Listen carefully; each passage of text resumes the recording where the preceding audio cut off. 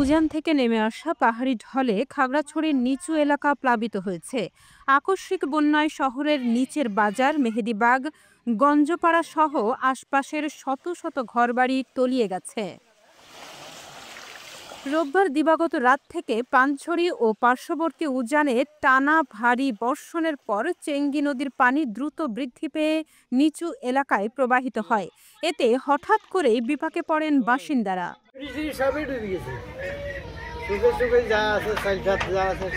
স্থানীয়রা জানান, রাতের বৃষ্টির পর সকালে হঠাৎ পানি বাড়তে শুরু করে। দ্রুত ঘরে পানি ঢুকে আসবাবপত্র সহ গৃহস্থলীর জিনিসপত্র ক্ষতিগ্রস্ত হয়।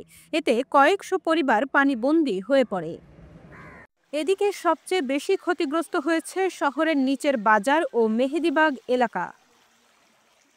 খাগড়াছড়ি পৌরসভার প্রশাসক জানান, শনিবার ও রবিবার সকাল থেকে আকাশ রৌদ্রোজ্জ্বল। তবুও উজানের ভারী বর্ষণের কারণে আকস্মিক এই বন্যার সৃষ্টি হয়েছে।